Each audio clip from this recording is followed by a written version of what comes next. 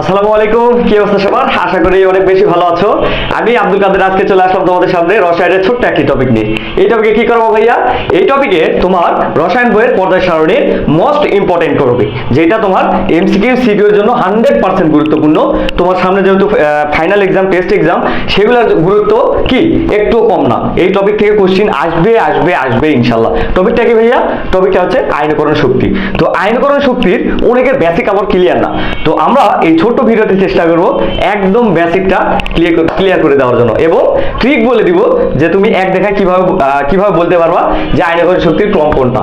ইনশাল্লাহ ভিডিও শেষ পর্যন্ত দেখতে থাকো এবং এনজয় করো। তো কথা না বাড়াই, কথা হচ্ছে ভাইয়া দেখো, আয়নীকরণ শক্তি আমি সংজ্ঞাটা লিখে রাখছি, সময় বাঁচানোর জন্য সংজ্ঞাটা লিখে রাখছি, বাট সংজ্ঞায় যাওয়ার আগে আমরা একটু বিষয়টাকে ফিল করার চেষ্টা করব। কিভাবে ভাইয়া?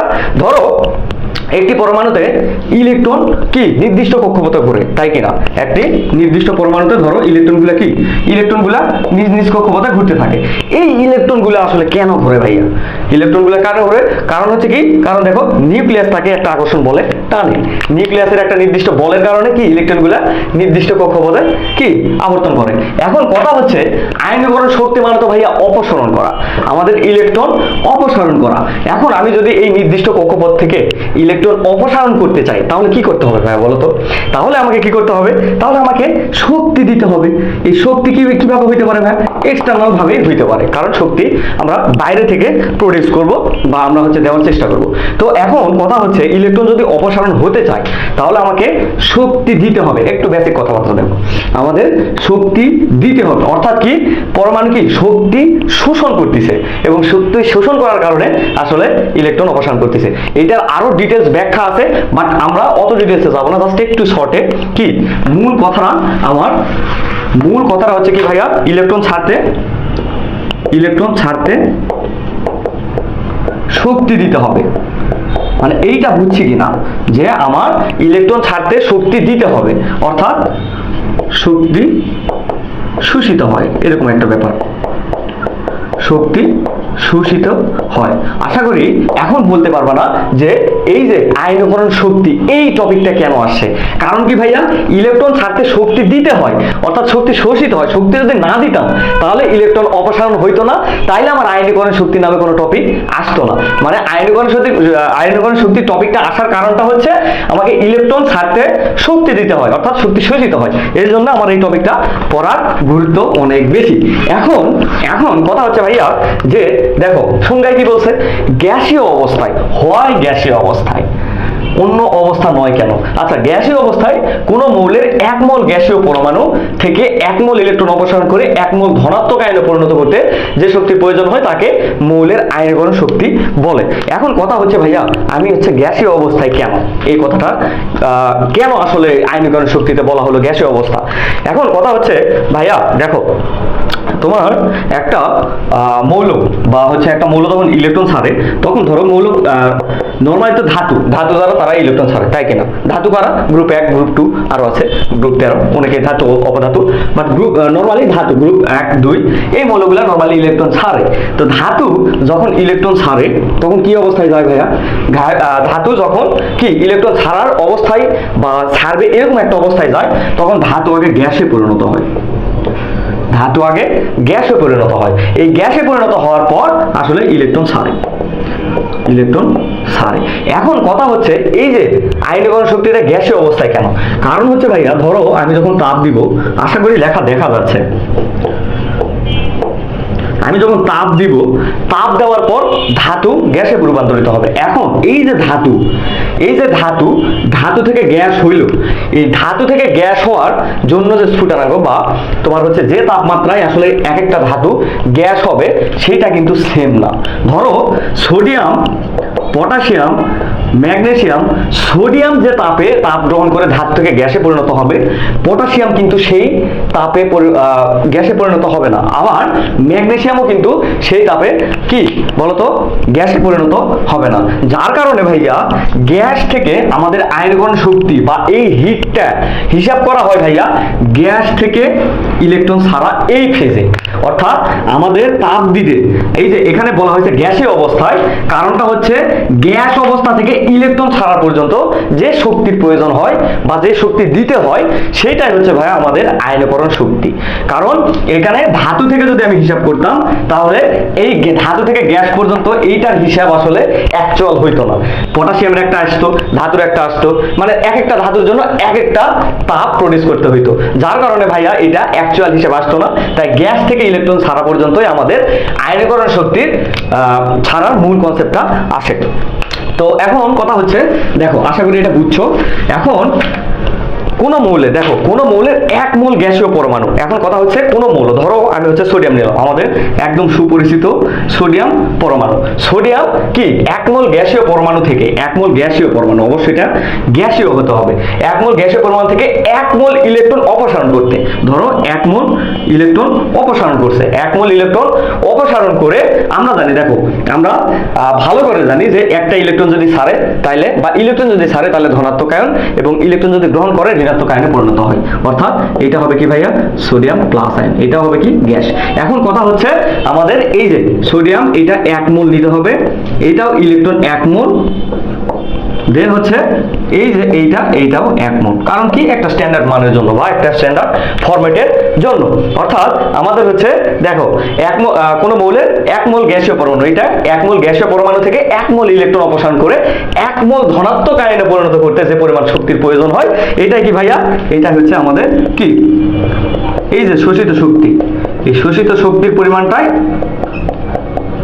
শোষিত শক্তির পরিমাণটাই হবে কি ভাইয়া বলতো, শোষিত শক্তির এটা মাইনাস, শোষিত শক্তির পরিমাণটাই হবে আমাদের আয়নীকরণ শক্তি।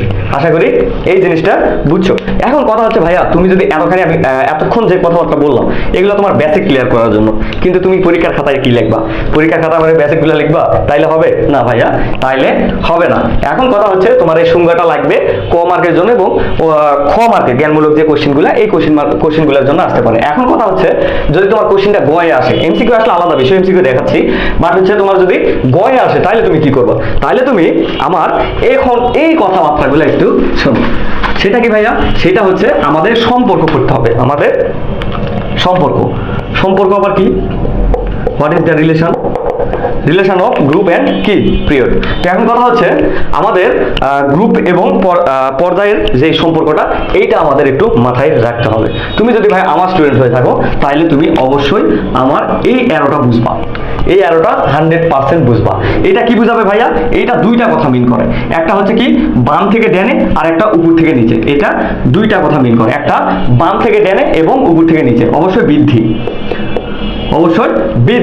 আমরা নরমালি বইয়ে পড়ি যে বাম থেকে ডানে গেলে আমাদের হচ্ছে যোজ্যতা স্তরের ইলেকট্রন সংখ্যা বাড়ে এবং ইলেকট্রনের আকর্ষণ কি তাদের শেষ কক্ষপথের প্রতি বাড়ে, তাই ইলেকট্রন ছাড়তে চায় না। আবার ধরো গ্রুপ হচ্ছে যখন উপর থেকে নিচে যায় তখন যোজ্যতা স্তর বাড়ে, যোজ্যতা স্তরে নট ইলেকট্রন, যোজ্যতা স্তর বাড়ে, তাই নিউক্লিয়াসের সাথে ইলেকট্রনগুলোর আকর্ষণ কি কমে, তাই ইলেকট্রন ছাড়তে কম কষ্ট হয়, তাই আমাদের আয়নীকরণ শক্তির মান কমে যায়। অর্থাৎ আমি যদি তোমাকে ওগুলা বাদ দিতে বলি, যা তুমি একটা অ্যারো মাথায় রাখো, একটা অ্যারো মাথায় রাখো এবং বৃদ্ধিটা মাথায় রাখো। সেটা কিভাবে ভাইয়া, সেটা লজিক্যাল, আমি ট্রিক বুঝাচ্ছি। তুমি বইয়ে যেটা আছে যে বাম থেকে ডানে গেলে যোজ্যতা স্তরের ইলেকট্রন সংখ্যা বাড়ে, যোজ্যতা স্তরে ধরো যোজ্যতা স্তরে ইলেকট্রন সংখ্যা বাড়বে এবং নিউক্লিয়াসের প্রতি যে আকর্ষণ এটা বৃদ্ধি পাওয়ার কারণে এই যে ইলেকট্রনগুলো ছাড়তে খুবই কষ্ট হয় এবং আয়নীকরণ শক্তির মান বাড়ে। তুমি এইটাকে সাইডে রেখে জাস্ট আমার ট্রিকটা মাথায় রাখো, যেটা তোমার এমসিকিউ সিকিউ এ 100% কভার দিবে, এমসিকিউ সিকিউ এ তোমাকে 100% বেনিফিট দিবে। সেটা কি ভাইয়া, সেটা হচ্ছে জাস্ট এই অ্যারোটা, এই অ্যারো কি বোঝায় তোমাকে, অ্যারো বোঝায় আমাদের পর্যায় সারণীর বাম থেকে ডানে যদি যাও তাহলে তোমার আয়নীকরণ শক্তির মান বাড়বে, আবার উপর থেকে নিচে যদি আসো, নিচ থেকে যদি উপরে যাও তাহলে তোমার আয়নীকরণ শক্তির মান বাড়বে। জাস্ট এই কথাটা যদি তোমার মাথায় থাকে তুমি যে কোনো সিকোয়েন্স ইনশাল্লাহ কভার করে দিতে পারবা। এখন আমি তোমাকে একটা পর্যায় দেখায় দিই, গ্রাফ দেখায় দিই, যেটা দিলে ইনশাল্লাহ তুমি ক্লিয়ারলি ভালো বুঝবা। দেখো পর্যায় সারণীর তোমার হচ্ছে পর্যায়, আচ্ছা পর্যায় 3 নেই, পর্যায় 3, দেখো পর্যায় 3-এর মৌলগুলা কি কি আছে ভাই, পর্যায় 3-এর মৌল কি কি আছে, sodium, magnesium, aluminium, silicon, phosphorus, sulphur, এরকম ধরো phosphorus, sulphur, chlorine, argon, chlorine, argon ধরলো না তো? আচ্ছা, ক্লোরিন, আর্গন। এখন আমার এর অনুযায়ী কি হওয়া উচিত ভাইয়া? বাম থেকে ড্যানে, যেহেতু আমি পর্যায়ে আছি, বাম থেকে ড্যানে বাড়বে। অর্থাৎ আমাদের এরকম হওয়ার কথা ছিল, আমাদের এরকম হওয়ার কথা ছিল, কিন্তু দুর্ভাগ্যবশত এরকম হয় না। এখানে এখানে আবার বলবো না যে কেমিস্ট্রি মানে ব্যতিক্রম, এখানেও সুন্দর লজিক আছে এবং সেটা একদম কভার হয়ে যাবে ইনশাল্লাহ। তো দেখো, আমি এটাকে যদি গ্রাফের আন্ডারে লিখতে চাই, আমাদের ভিডিওটা একটু লং হইতে পারে, বাট ভিডিওটা যদি একবার দেখো ইনশাল্লাহ আয়নীকরণ শক্তি দিয়ে আর কখনো প্রবলেম হবে না ইনশাল্লাহ। তো এটা হচ্ছে কি ভাইয়া? এটা আমাদের একটা গ্রাফ। এই গ্রাফে কে কে স্থান পাবে?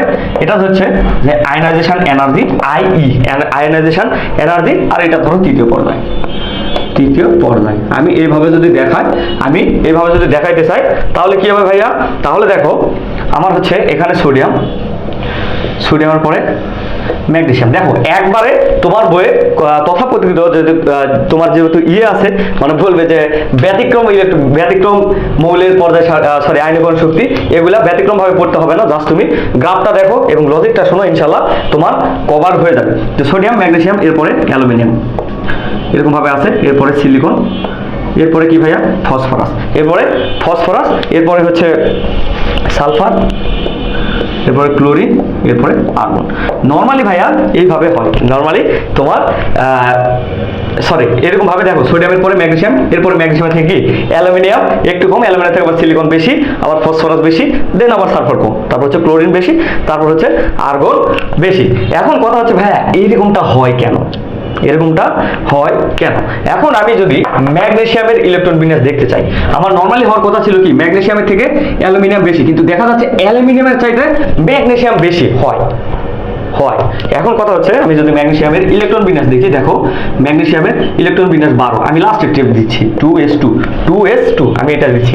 এখন দেখো, আমি যদি হুন্ডের নীতি অনুযায়ী দিই বা বক্স আকৃতিতে লিখি, ইলেকট্রন হচ্ছে কি একদম এই অবস্থায় আছে, ইলেকট্রন একদম জোর অবস্থায় আছে, অর্থাৎ সুস্থিত অবস্থায় আছে, সুস্থিত অবস্থায় আছে। এই অবস্থায় ভাইয়া, এই অবস্থায় হিট দিয়ে এটাকে জোর ভাঙানো অ্যালুমিনিয়ামের চাইতে কঠিন। অর্থাৎ সুস্থিত অবস্থায় কোনো ইলেকট্রন বিন্যাস যদি সুস্থিত অবস্থায় থাকে, তাহলে নর্মাল ইলেকট্রন বিন্যাসের চাইতে তাকে জোর ভাঙতে তাকে অতিরিক্ত হিট দিতে হয়, তাকে অতিরিক্ত হিট দিতে হয়। এরপরে অ্যালুমিনিয়াম, দেখো অ্যালুমিনিয়াম, সিলিকন, ফসফরাস, সালফার। তুমি সালফারকে যদি চেক করো, সালফার কত ভাইয়া? সালফার 16। সালফারের লাস্ট কক্ষপথে যদি ইলেকট্রন বিন্যাস করতে যাও, দেখবা যে 3s2 3p4, 3s2 3p4, এটাই তো, তাই কিনা? এখন এইটার ইলেকট্রন বিন্যাস কত হবে ভাইয়া? ইলেকট্রন বিন্যাস হবে, দেখো 1 আর 2, আমি ফসফরাসটা দিয়ে দেখাচ্ছি, 1 2 1 2 3 4। দেখো এইটা কি ফেজে আছে? এখন ফসফরাসটা যদি দেখি, ফসফরাস কত ভাইয়া? 15। ফসফরাস কি হবে? 3s2 3p3, 3s2 3p3। এখন কথা হচ্ছে, দেখো আমি এই দুইটাকে কম্পেয়ার করলে আমার একদম বেসিক ক্লিয়ার হয়ে যাবে। 1s2 1 2 3। এখন কথা হচ্ছে তিনটা বেজোর অবস্থায় আছে, কিন্তু ভাইয়া দেখো 3p3 অর্থাৎ অর্ধ সুস্থিত অবস্থায় আছে।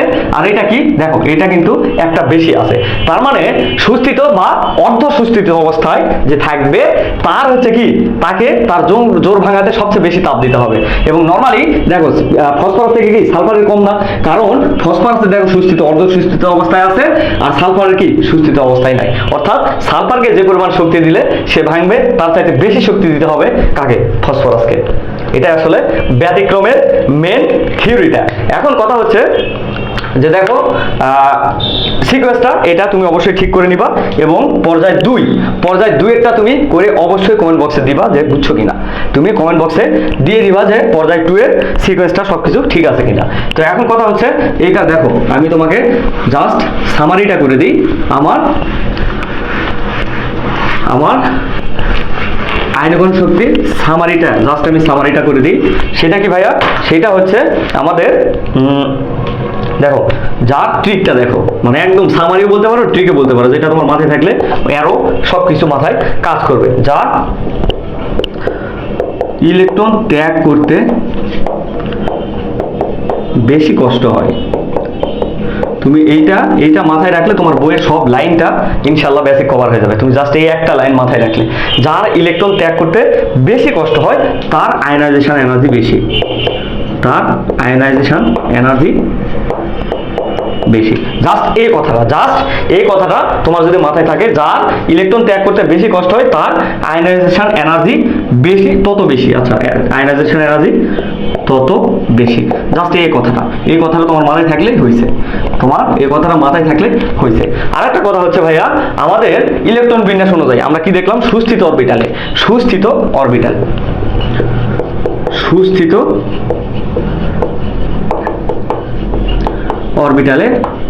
অরবিটালের কি ভাইয়া, আয়নীকরণ শক্তি বেশি, আয়নাইজেশন এনার্জি বেশি। সুস্থিত অরবিটালগুলো কোনগুলো, সেগুলো হচ্ছে ভাইয়া S2 P3, তারপর হচ্ছে P6 D5 D10। এই ইয়েগুলা কি ভাইয়া, সুস্থিত অরবিটাল। অর্থাৎ কোন মৌলের যদি এরকম ইলেকট্রন বিন্যাস থাকে শেষ কক্ষপথে, তাহলে তার আয়নাইজেশন এনার্জি নরমাল কোন মৌলের চাইতে বেশি। তো আমাদের আয়নাইজেশন শক্তি যতটুকু বেসিক তোমার দরকার তোমার লেভেলে, ইনশাল্লাহ এই ভিডিওটা দেখলে ততটুকুই কভার হয়ে যাবে। তো আশা করি আয়নাইজেশন এনার্জি একদম ক্লিয়ার। যদি ক্লিয়ার নাও হয়, যদি কোনো কোশ্চেন থাকে, জাস্ট ভাইয়াকে জানাও, সলভ করে দেওয়ার চেষ্টা করবো ইনশাল্লাহ। তো নেক্সট ভিডিও পেতে জাস্ট আলো পাঠশালাকে ফলো করো। সবাই ভালো থাকো, সুস্থ থাকো, আল্লাহ হাফিজ।